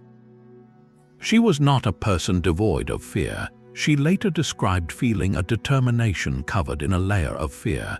The law, the potential for violence, the weight of a system designed to humiliate, all of that was real. The physical sensation was undoubtedly there, the racing heart, the tightness in the chest, but her courage was in the action taken despite that fear. She remained seated, acting in line with a deeper virtue, justice. Her action was not a grand, shouted proclamation. It was a silent, powerful refusal rooted in the dignity of her character. That is Stoic courage in its purest form, the alignment of action with principle while acknowledging the fear, not pretending it away. For you in the boardroom or the team meeting, courage might look like the chief executive officer who must pivot the entire company away from a profitable but unsustainable core product. The fear is immense, fear of shareholder revolt, fear of failure, fear of letting down employees who have built their careers on the old model. The courageous action is not the absence of those fears, but the clear-eyed decision to present the hard truth and chart the new course because it is right for the long-term health of the mission. It might be the manager who must defend an ethical but unpopular stance, like rejecting a client whose values conflict with the company's, knowing it will mean missing a quarterly target. The fear of criticism from peers, the anxiety about explaining it to their own team, these are real. Courage is speaking the truth anyway because the principle of integrity is non-negotiable. To cultivate this, begin by renaming your fear. When you feel that familiar clutch of anxiety before a hard conversation, do not say, "I am scared." Say to yourself, "My body is signaling that this matters." The courage affirmation is my reminder that this sensation is the starting line, not the finish line. Then, take the smallest possible courageous action. If the big fear is announcing a major pivot, the small courage might be first scheduling the meeting to discuss it with your most trusted advisor. action, however minor, builds the neural pathway that you can move forward while afraid. It proves to your own nervous system that the feeling is not a cage. Each time you do this, you are not eliminating fear, you are building a profound partnership with it. You learn to let it be present, like the roar of a river beside you, while you continue walking your chosen path on the bank. This is how silent power manifests in motion, as the steady forward momentum that continues even when the terrain is frightening, because the destination is defined by virtue, not by comfort. The chisel is in your hand every single morning. Affirmation 18, I am the author of my own character, declares the most fundamental creative act of your life. While your body, your wealth, and your reputation are all subject to fortune's whims, your character is the one project you own from start to finish. The Stoics called this your ethos, and they saw it as the only possession that is truly, inalienably yours. It is not written for you by your childhood, your past failures, or the expectations others heap upon your shoulders. You are the sole author, drafting the story of who you are with every decision, large and small. This is the ultimate empowerment and the ultimate responsibility. A leader who forgets this becomes a character in someone else's play, reacting to scripts written by market panic, office politics, or old insecurities. Their actions feel inconsistent, their motives unclear, because they are not flowing from a self-authored core. But the leader who remembers they hold the pen writes a different story entirely, one defined by deliberate choice and quiet integrity. Consider two people who experienced profound hardship in their youth, perhaps growing up in scarcity or facing significant early criticism. The first person allows that past to author their character. They become defined by a story of lack, of not being enough. In leadership, this might manifest as a desperate need for control, an inability to trust others, or a defensive arrogance that pushes people away. They are essentially reading lines from an old, painful script written by circumstances they did not choose. The second person, facing the same past, picks up the author's pen. They acknowledge the hardship as a difficult early chapter, but they insist on writing the rest of the book themselves. They decide that their character will be built not on resentment but on resilience. Not on suspicion but on earned trust. The past is context, but it is not the plot. The plot is what they choose to do today. This is the silent power of authorship, the conscious refusal to be a victim of your own biography. You are not erasing the past, you are choosing its meaning and deciding what grows from that soil. For a leader, this authorship happens not in grand speeches, but in the quiet, almost invisible choices that accumulate into a reputation. You are authoring your character when you send the follow-up email you promised, even though you are exhausted and no one would know if you forgot. You are drafting a paragraph of your ethos when you listen patiently to a junior employee's long-winded idea, resisting the urge to glance at your phone. You are editing a crucial line when you stand in a meeting and say, "I do not know the answer to that, but I will find out." Each of these moments is a sentence written in the book of who you are. They may seem minor in isolation, but together they compose a narrative that your team reads loud and clear. They learn whether you are a person of your word, whether you respect their time, whether your ego is fragile or grounded. Your character is not what you say in the mission statement. It is what you do in the unobserved moments when you think no one is watching. That is when you are truly alone with the page and your authorship is most pure. To make this tangible, visualize your character not as a book but as a raw block of marble. This is the potential you were born with, rough and unformed. Every day you pick up two tools. In one hand you hold the hammer of your decisions, in the other the chisel of your attention. Each choice you make is a strike. When you choose patience over irritation, you chip away a piece of the rough, angry exterior. When you choose honesty over convenience, you define a clean, sharp line of integrity. When you choose courage over comfort, you reveal the strong, bold form hidden within the stone. but you must also understand that the opposite is true. Every act of gossip is a strike that mars the surface. Every broken promise is a clumsy chip that weakens the structure. Every moment of cowardice leaves a jagged edge. You are sculpting whether you intend to or not. The question is not if you are an artist, but what kind of artist you are becoming. Are you creating a form of beauty and strength, or are you leaving a pile of rubble? This metaphor gives weight to the seemingly weightless. That minor ethical shortcut, that white lie to avoid conflict, that moment of indulgent anger, these are not free. Each one is a strike of the hammer, shaping you into something slightly different than you were before. The silent power of the master sculptor is the patience to make 10,000 correct, careful strikes, trusting that the magnificent form will emerge from their daily discipline. Your character is that masterpiece in progress, and today, right now, you are holding the tools. What will your next strike reveal? That final, perfect strike of the sculptor's chisel is the one that never comes. There is always more stone to carve, another refinement to make. So how do we measure the progress of a masterpiece that is never truly finished? Not by the hours spent in the studio, nor by the size of the block we started with, but by the beauty and integrity of the form emerging under our hands.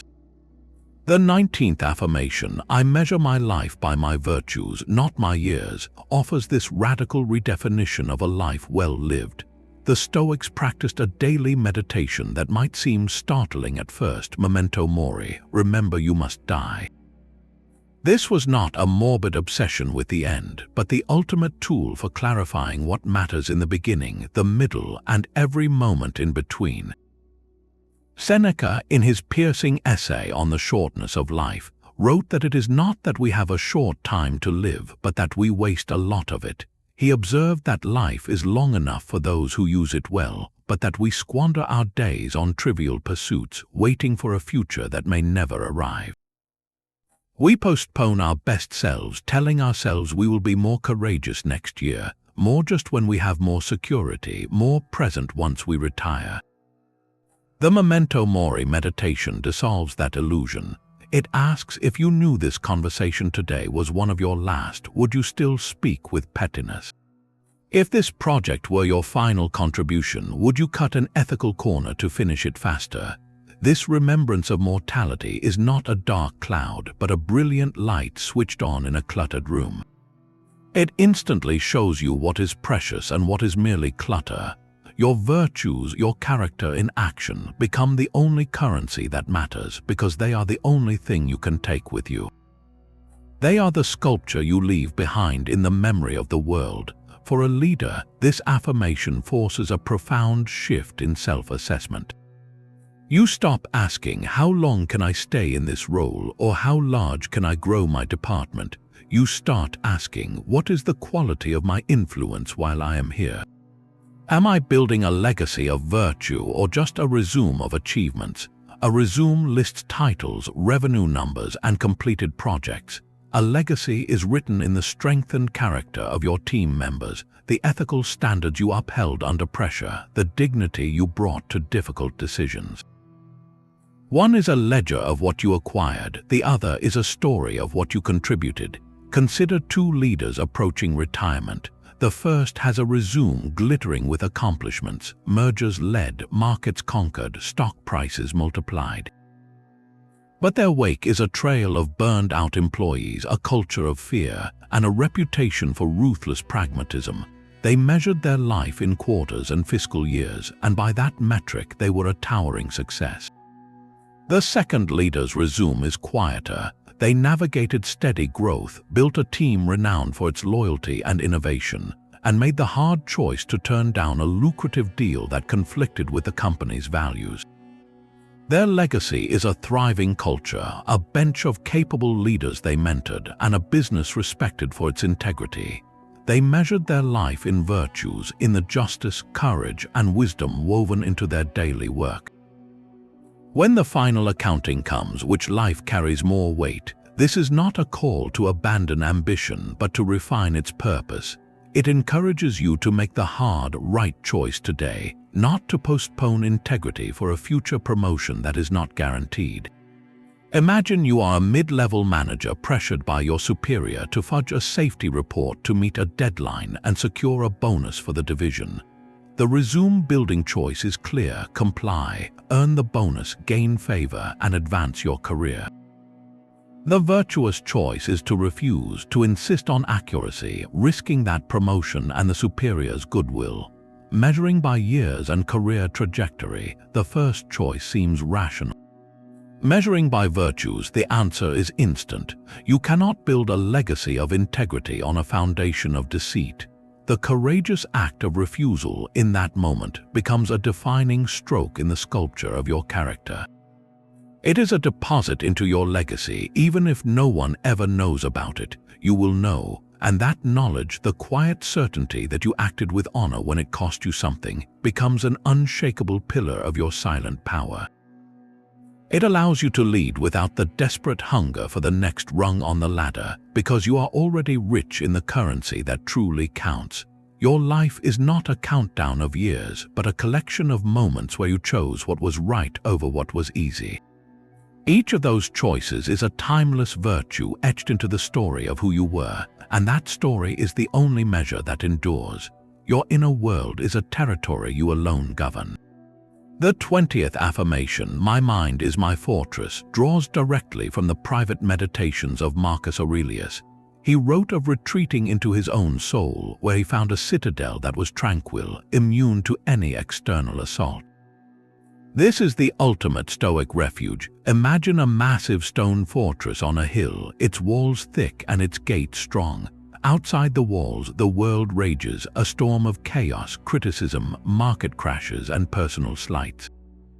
That storm is real and its noise is deafening, but here is the crucial distinction: the storm cannot breach the walls, it can only rage against them. The only way the chaos gets inside, the only way the fear and anger take root in your courtyard, is if you personally, consciously, choose to lower the drawbridge and let it in. Your judgments, your assents, your reactions, these are the gatekeepers. This affirmation is the command you give to those guards: stand firm. Do not open the gate to every passing panic or provocation. Your silent power is the impregnable peace within those walls, a peace from which you can observe the external tempest without being swept away by it. This is not about building walls to isolate yourself from life. A fortress is not a prison. It is a secure base of operations. From its high towers, you have the clarity to survey the landscape, to make strategic decisions, to plan your next move. You engage with the world from a position of unshakable calm because your core self is protected. Without this fortress, you are like a farmer living in an open field during a battle, at the mercy of every charge and volley. Your emotions are constantly overrun, your thoughts scattered by the latest crisis or the cruelest comment. You have no command post, only a series of trenches you are constantly fleeing. To build and maintain this inner citadel, you need practical mental techniques. The first is visualization. When you feel the first spikes of stress, when a harsh email lands or a plan unravels, close your eyes for just 10 seconds. Do not fight the feeling, instead see it. Picture the chaotic storm outside, the wind and rain lashing against the immense, silent stone walls of your mind. See yourself standing safely inside the courtyard, dry and calm, watching the weather rage. The storm is not you, you are the fortress containing it. This simple act of mental separation creates instant psychological distance. It moves you from being in the storm to observing the storm, which is the essence of emotional sovereignty. The second technique is to use the affirmation itself as a shield against toxic negativity. When you are in a meeting with a perpetually cynical colleague or scrolling through a social media feed designed to provoke outrage, silently repeat the phrase, "My mind is my fortress." Let it remind you that their negativity is an external weather pattern. You do not have to let it in. You can acknowledge its existence without allowing it to set up camp in your mental space. You can listen, respond if necessary, but you do not have to internalize their gloom or make it your own. Your inner dialogue remains your own.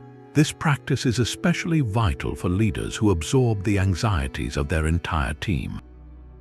You become an emotional sponge, soaking up everyone else's fear about a deadline or a competitor. Without a fortress, you end up radiating that collected anxiety back to the team, amplifying the panic. With a fortress, you can acknowledge their concerns with empathy. You can hear the fear in their voices, but you process it from within your walls. You then respond not with amplified panic, but with a calm, focused direction that only comes from a protected mind. Your fortress allows you to be compassionate without being consumed. The power of this affirmation lies in its reclamation of interior space.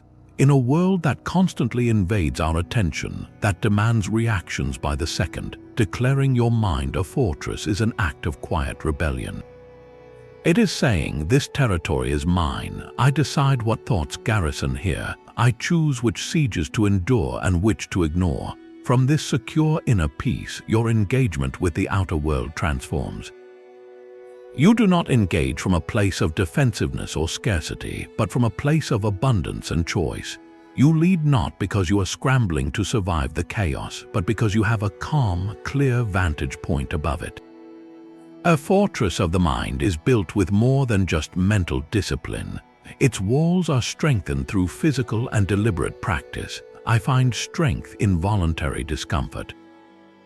This affirmation channels the ancient Stoic practice of ascesis, a form of training not for the body alone, but for the soul's endurance. The Stoics, from Seneca to Cato, regularly engaged in what seemed like self-imposed hardship. They would wear thin clothing in winter, sleep on a hard bed, or purposefully eat plain, simple food. This was not masochism, nor was it a rejection of life's good things. It was a calculated form of immunization. By voluntarily experiencing a manageable dose of discomfort, they built a resilience that made them immune to the panic and despair that sudden, involuntary hardship can bring. They were not just trying to survive future storms, they were training to thrive within them, to become what the modern thinker Nassim Taleb calls antifragile, gaining strength from disorder. For a leader, this practice is the difference between being brittle and being adaptable. Imagine two leaders faced with an unexpected business trip that involves a delayed flight, a lost hotel reservation, and a night in an uncomfortable airport lounge. The leader who has never practiced voluntary discomfort sees this as a cascade of personal injustices. Their frustration boils over, their focus shatters, and they arrive at the crucial meeting the next morning drained and irritable, their judgment clouded by a sense of victimhood. The leader who has practiced this affirmation, however, has a different neural pathway. They have taken cold showers to learn that initial shock passes. They have fasted to understand that hunger is a sensation, not an emergency. They have chosen the longer, harder route on a project to build patience. So in that chaotic airport, they are not thrown. They see the situation as a familiar training ground. They think, this is voluntary discomfort of the involuntary kind. My strength is here. They find a quiet corner, use the time to prepare, and arrive centered, having turned a logistical nightmare into an unexpected gift of focused preparation. Their silent power is the unflappable calm of someone who has already faced down smaller versions of their own discomfort and won. The practice works because it rewires your relationship with adversity. It transforms discomfort from a feared enemy that must be avoided at all costs into a respected training partner that makes you stronger. Every time you choose the cold shower over the warm one, you are not just building willpower, you are sending a message to your deepest self: I am in command here. I can handle more than I think. This builds a profound confidence that is not theoretical but earned through direct experience. Your comfort zone expands because you have repeatedly ventured beyond its borders by choice. When real crisis hits, you do not retreat in terror, you recognize the terrain. You have been here before in your own small way, and you know you have the resources to navigate it. To integrate this, start microscopically. Choose one small voluntary discomfort for the coming week and frame it with this affirmation. It could be as simple as taking the stairs instead of the elevator, turning off all screens for one evening, waking up 30 minutes earlier to sit in silence, or committing to a full day without complaining. The scale is irrelevant, the conscious choice is everything. As you feel the urge to quit, to hit the snooze button, to scroll mindlessly, silently repeat, "I find strength in voluntary discomfort." Reframe the pang of hunger, the chill of the water, the quiet boredom, not as suffering to be escaped, but as resistance to be embraced, the very thing that will forge a more resilient you. This small act of sovereignty builds the inner fortitude that allows a leader to stand firm when the world, inevitably, becomes uncomfortable on its own terms. Your authority is most persuasive when it is silent. Affirmation 22, "I lead by example, not by command," is where your silent power becomes visible to the world. Stoicism was never meant to be a set of clever quotes for a social media post. It is a philosophy of deed, not word. The teacher Epictetus, who ran a school for practical living, put it with devastating simplicity. He said, "Do not explain your philosophy, embody it." He understood that the most powerful instruction is not delivered through a lecture, but through a lived demonstration. When you command, you demand compliance from the outside. When you exemplify, you inspire adoption from the inside. Your calm under pressure becomes the new definition of what is possible during a crisis. Your ethical rigor in a gray area sets the boundary more clearly than any compliance manual. Your personal discipline in managing your time and energy becomes a silent syllabus for your entire team. They are not told what to value, they are shown what value looks like in human form. This creates a ripple effect that no memo could ever generate. Think of a leader who arrives frazzled and late to every meeting, constantly complaining about being overwhelmed, yet demands that their team improve their time management. The command is hollow, it creates resentment and eye rolls. The team may comply superficially, but they will not internalize the standard. Now, witness the leader who, facing the same crushing workload, is consistently prepared, starts and ends meetings on time, and calmly prioritizes. They never have to give a speech about efficiency. Their behavior is the speech. The team begins to mirror that calm preparedness, not because they were ordered to, but because they have seen a better way to operate and it clearly works. The standard becomes ambient, absorbed through the walls. To harness this power, you need to move from intention to inspection. Start with a simple two-question checklist. First, ask yourself, what 3 core behaviors do I most want my team to emulate? Be ruthlessly specific. Is it radical ownership of mistakes? Is it respectful, direct communication, even in disagreement? Is it proactive problem solving without waiting for permission? Narrow it down to the essential few. Second, and this is the harder audit, ask, am I demonstrating these behaviors consistently every single day? Not when it is convenient, not when people are watching, but in the grind of the ordinary. If you want ownership, how did you handle your last error? Did you deflect or did you stand up and say, "My mistake, here is the fix"? If you want respectful communication, how did you conduct your last difficult one-on-one?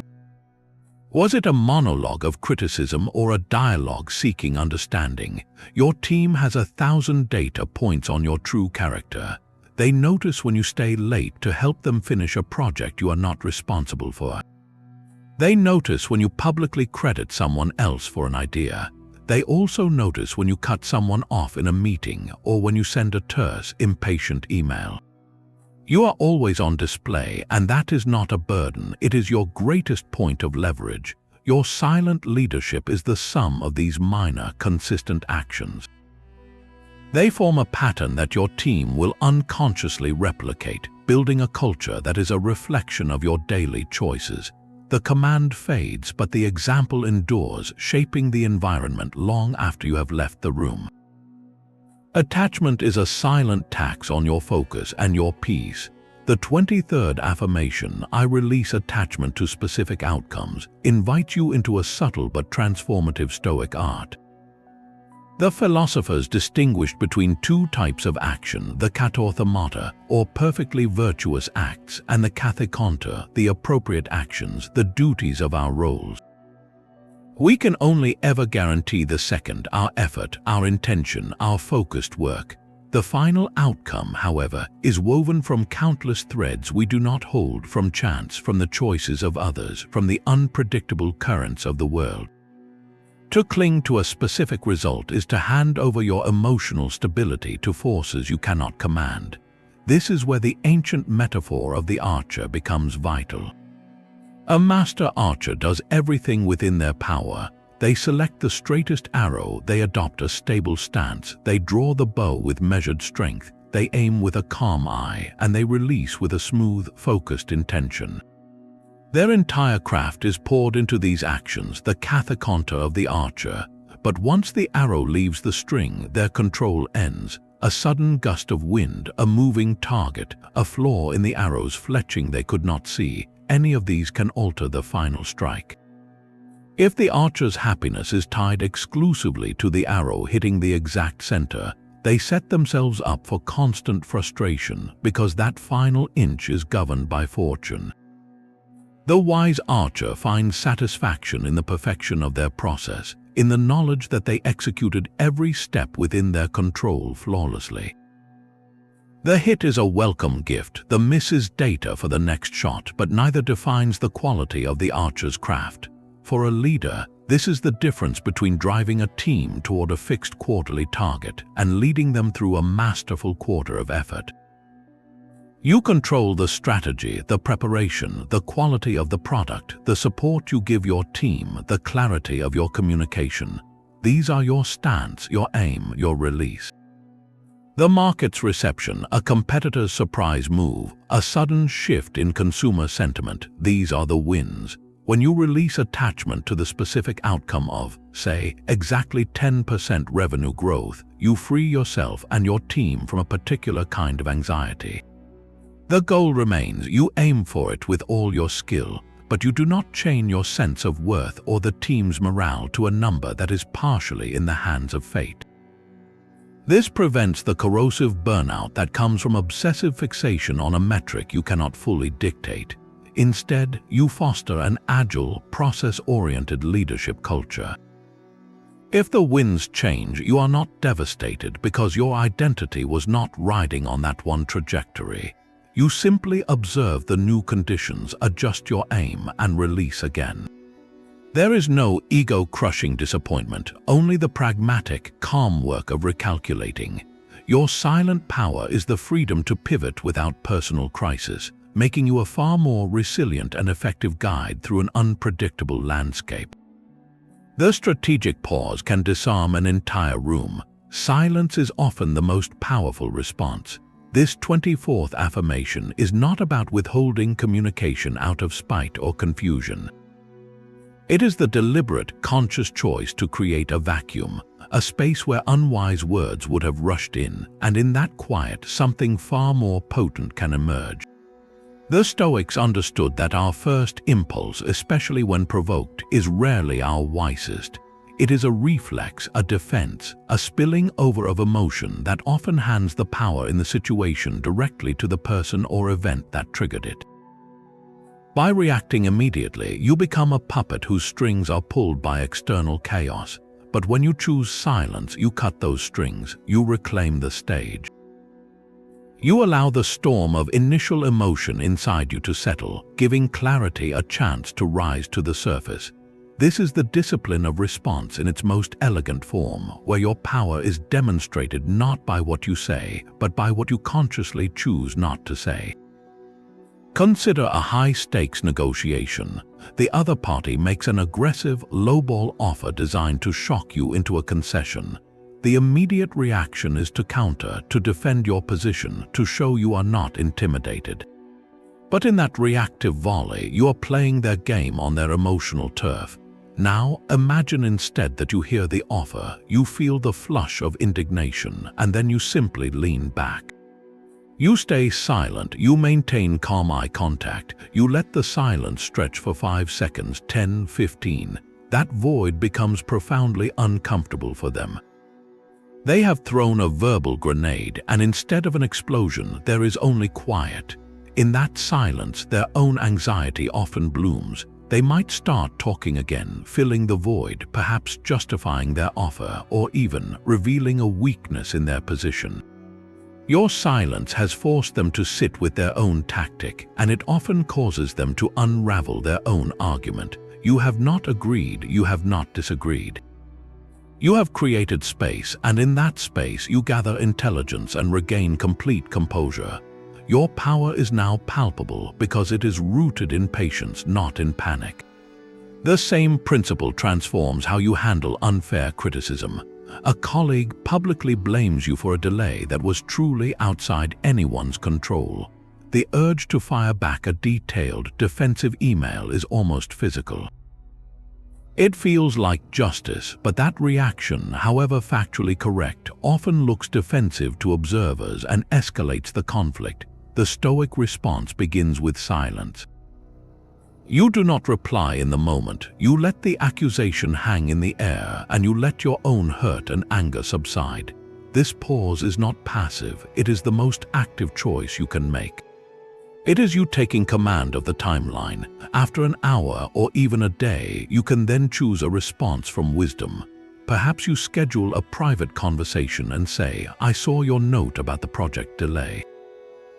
I have a different perspective on the causes. Would you be open to discussing it so we can prevent it in the future?" This approach, born from silence, addresses the issue without the heat, and it positions you as a collaborative problem solver, not a defensive combatant. Your silence first protected you, then it empowered you to shape the next interaction entirely. This tool is equally vital when a team member comes to you in a highly emotional state, perhaps furious about a decision or in tears over a personal setback. The instinct is to jump in immediately to fix, to advise, to solve. But often, what that person needs most in that moment is not your solution, but your presence. Your silent, attentive listening is the most powerful response. It gives them the space to fully express the emotion, to drain the cup of their frustration or sorrow. In your quiet, non-reactive presence, they feel heard at a level deeper than words. They often calm themselves, and in the stillness that follows, their own wisdom about the next step begins to surface. Your silence here is a gift of respect, a signal that their humanity is more important than the immediate problem. It builds profound loyalty and trust. It is critical to differentiate this Stoic silence from the passive-aggressive variety. Passive-aggressive silence is a weapon. It is cold, intended to punish, to communicate disapproval without engagement. It builds walls. The silence advocated here is a bridge. It is warm, calm, and chosen from a place of strength, not weakness. It is the silence of the mountain, not the silence of the tomb. You are fully present, fully engaged, but you are governing your speech with immense discipline. You are allowing the other person the dignity of their own process, or you are giving your own higher mind the time it needs to craft a response worthy of your principles. To prepare for this, use the affirmation as a mental trigger. When you feel that hot surge urging you to speak, to defend, to correct, hear the phrase in your mind. Silence is often the most powerful response. Let it be the gatekeeper that lowers the portcullis just for a moment, holding back the army of reactive words. In that quiet fortress of your mind, you find the clarity to ask what needs to be said, if anything. And when I say it, how can it serve the highest good? This turns silence from an absence into a presence, the quiet space where your silent power gathers its greatest strength. The final affirmation is both a synthesis and a daily launch. Today, I will live in accordance with nature. This phrase, the ultimate Stoic goal, can sound abstract until you break it down. For the Stoics, nature was not just trees and rivers. It was the fundamental, rational order of the universe. And for human beings, our unique nature is our capacity for reason. To live in accordance with it means to use that highest faculty, our reason, to guide every action. It means to act with the virtues of wisdom, courage, justice, and temperance. It means to accept with grace the things we cannot change, the external events that are part of the universal flow. And crucially, it means to fulfill our specific social role with excellence. For you as a leader, your nature absolutely includes your role as a guide, a protector, and a visionary for your team. This affirmation is the morning commitment to bring all the previous 24 tools to bear. It is your personal mission statement for exercising silent power every single day. When you declare, "Today I will live in accordance with nature," you are making a conscious choice to step onto the field not as a reactive participant in the chaos, but as a conscious architect of order within your sphere of influence. You are pledging to use your reason, not your raw emotion, as your primary navigational tool. You are committing to see obstacles as the way, to measure your life by your virtues, to protect the fortress of your mind, and to lead by the quiet power of your example. This is the discipline that synthesizes everything. It turns philosophy from a theory you study into a life you live. Consider your morning routine. Before you check your phone, before the world's demands flood in, you have a precious window of authorship. In that quiet space, saying this affirmation is the act of picking up the sculptor's tools for the day ahead. You are setting your intention. Today, when the stressful email arrives, I will remember I control my judgments, not events. When the project hits a snag, I will see the obstacle as the way. When I am tempted to snap at a team member, I will choose my response with wisdom. When I face a difficult decision, I will act with justice, even when it is inconvenient. This one statement bundles every tool into a single, portable kit you carry with you. It makes the practice proactive, not just reactive. You are not waiting for a crisis to force you to remember your Stoic principles. You are beginning the day by aligning yourself with them. This is how silent power becomes a default state, not an emergency protocol. For a leader, living in accordance with nature means recognizing that your role is part of a larger ecosystem.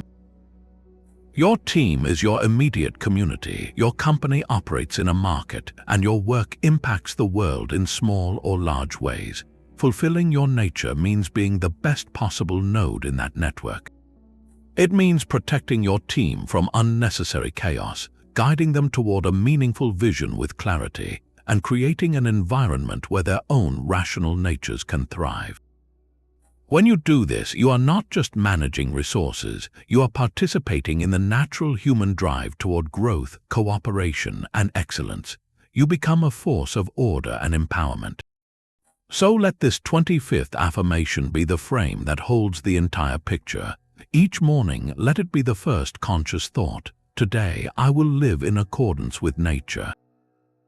Let it be the quiet drum you march to, and as you move through your day, watch for the moments where that commitment is tested, for those are the moments where your silent power is forged, one reasoned choice at a time. These 25 affirmations are not just words, they are a forge. Each one is a deliberate strike against the noise, a shaping of the resilient, quiet character within. This journey has armed you with a complete toolkit for building what matters most, your silent power. Remember, this power is not about being mute or passive. It is about the profound inner stillness you cultivate, the unshakable calm from which all effective, virtuous action naturally flows. It is the difference between shouting into the storm and adjusting your sails with steady hands. You now hold the blueprint. The work, of course, begins now in your own life. Do not feel you must master all 25 tools at once. That is a recipe for overwhelm. Instead, be strategic. Look back over these affirmations and identify just 2 or 3 that resonate with you most deeply right now. Perhaps it is, I control my judgments, not events, to stop the spiral of anxiety. Maybe it is, I act with justice, even when it is inconvenient, to strengthen your moral courage.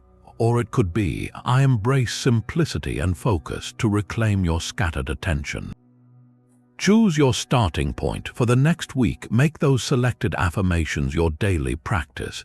Write them on a card you see each morning. Repeat them silently when you feel pressure rising. Use them as a lens to review your day each evening. This is how philosophy moves from concept to lived experience, one deliberate choice at a time.